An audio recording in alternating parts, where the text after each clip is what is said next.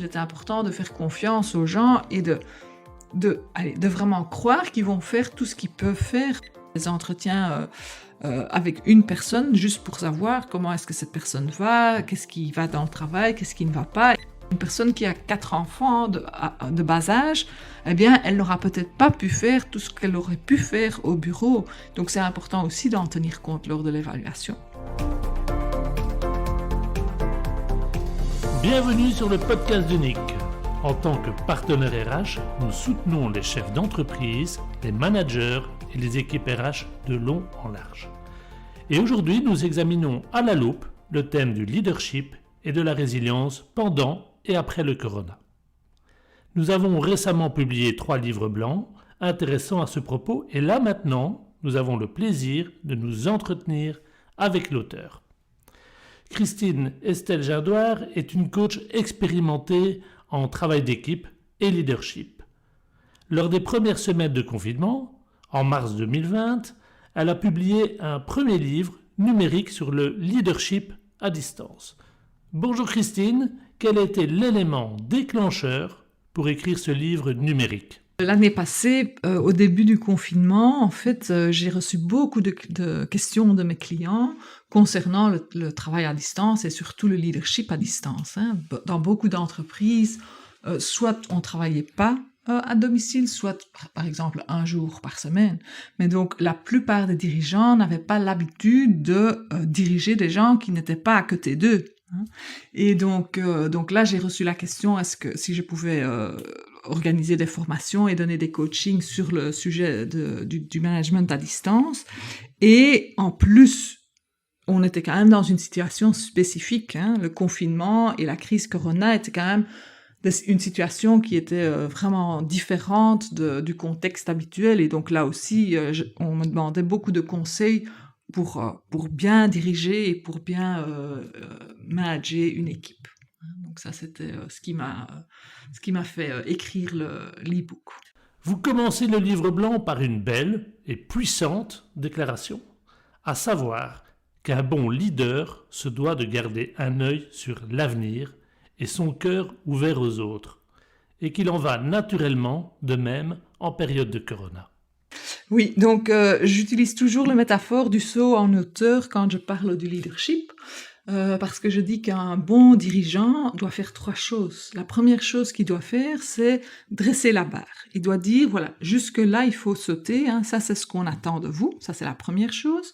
La 3e chose qu'il doit faire, c'est évaluer. À la fin, il faut voir est-ce que la barre a été atteinte ou pas.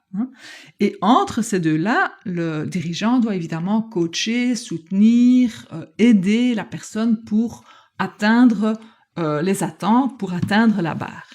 Et donc ça, ce sont les 3 éléments qui sont importants et c'est pour ça que j'utilise la métaphore du saut en hauteur quand je parle du leadership. Et donc, ce qui était en plus important lors de la crise Corona et surtout au début, c'est évidemment la confiance. Beaucoup de dirigeants ont l'habitude de travailler à côté de leurs équipes et donc ont l'habitude de voir ce que les gens font. Et donc au début, on me posait beaucoup de questions sur comment est-ce que je peux faire confiance, qu'est-ce que je peux faire pour contrôler les gens.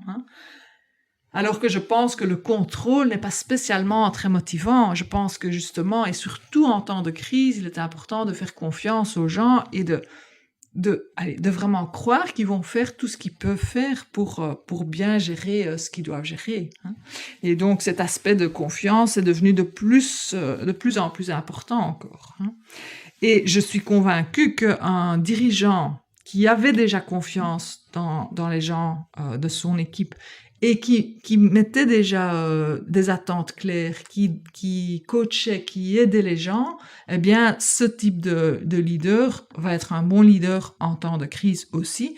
Et quelqu'un qui n'était peut-être pas très clair sur ses attentes, qui n'était peut-être pas très au soutien des gens, eh bien, ce sera plus difficile en temps de crise aussi. Donc, je pense que tout ça est simplement encore plus mis en avant, en fait. Oui. Il est évident que confiance et leadership orientés sur les personnes est une priorité absolue. Dans le livre blanc, vous ajoutez encore que le focus, la résilience et la bienveillance sont les 3 éléments fondamentaux pour y parvenir. Christine, pouvez-vous expliquer cela?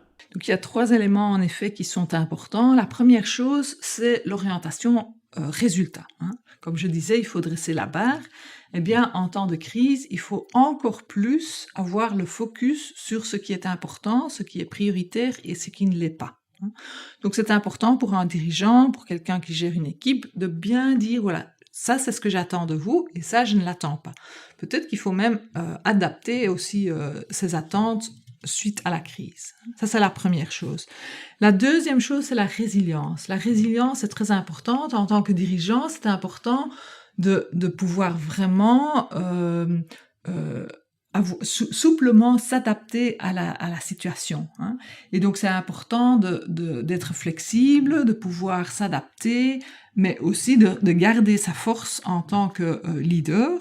Et la troisième chose, c'est la bienveillance. Dans tout ce qui est l'orientation humaine, eh bien, en temps de crise, c'est encore plus important de pouvoir vraiment aborder ce qui est important avec les gens et donc d'avoir l'empathie, la compréhension. C'était pas évident pour les gens de travailler avec des enfants à la maison, etc. Et donc, avoir un peu de compréhension pour cette situation difficile, c'est important pour un leader. Pouvons-nous peut-être aller plus loin quant à la détermination des objectifs? Donc les gens ont besoin d'une direction. C'est important que les gens savent ce qu'ils doivent faire, ce qu'ils ne doivent pas faire, parce qu'ils sont tout seuls à la maison. Donc si les attentes sont pas claires, évidemment, c'est difficile de travailler de façon efficace. Et évidemment, en même temps, ces objectifs doivent rester réalistes. Ça veut dire que si la situation a changé, peut-être que les objectifs doivent changer aussi. Il y a des entreprises aussi qui ont trouvé vraiment des opportunités dans la crise, mais qui ont peut-être adapté entièrement les objectifs pour 2020 ou 2021. Et la troisième chose, quand je parle de bienveillance, c'est aussi d'accepter qu'on fait des erreurs. Que si on essaye de nouvelles choses, eh bien, l'erreur est humaine et donc si on accepte que les gens fassent des erreurs, ils vont aussi plus facilement essayer d'atteindre des objectifs plus élevés. Le thème de la communication a déjà été mentionné tout à l'heure. La communication ouverte est importante, mais en raison du télétravail, le non-verbal et le contexte font partiellement défaut. C'est un piège, j'imagine. C'est clair que ce n'est pas la même chose que travailler ensemble dans un même endroit. En même temps, une partie du langage corporel peut quand même être vue si on utilise la caméra et si on travaille via Zoom, Teams, etc. Et donc, c'est important de garder ce contact étroit avec les collaborateurs et donc pas uniquement d'avoir des réunions avec l'équipe entière, mais aussi avoir des one-to-one, avoir des entretiens avec une personne juste pour savoir comment est-ce que cette personne va, qu'est-ce qui va dans le travail, qu'est-ce qui ne va pas et qu'est-ce que vous pouvez faire en tant que dirigeant pour l'aider. Et c'est important aussi encore une fois, de garder cette bienveillance et aussi de montrer sa vulnérabilité en tant que dirigeant. C'est important de garder la communication ouverte pour que l'autre personne puisse s'ouvrir. C'est important aussi de s'ouvrir soi-même. Et d'expliquer aussi parfois quand on n'est pas certain, quand il y a quelque chose qu'on ne sait pas encore, de le dire. Et de rester bienveillant par rapport à ce qui se passe dans la vie des collaborateurs. Donc c'est très important, oui, de garder une communication ouverte. D'accord, mais en tant que manager, comment pouvez-vous concrètement soutenir et coacher votre équipe? La première chose, c'est évidemment qu'il faut être disponible. Ça ne veut pas dire qu'on doit travailler 24 heures sur 7 jours par semaine. Parce que, évidemment, maintenant que les gens travaillent à la maison, il y a beaucoup plus de flexibilité dans l'horaire et en tant que dirigeant, et même pour les collaborateurs aussi, ça pourrait être difficile de garder justement un bon équilibre entre le travail et le temps privé. Mais il faut convenir avec les collaborateurs quand vous êtes disponible, pour qu'ils aient quand même le sentiment qu'ils puissent venir chez vous quand ils ont des questions. C'est important aussi d'avoir un contact informel, de pouvoir parler d'humain à humain, de personne à personne, et pas spécialement toujours du travail. Donc ça, c'est important aussi.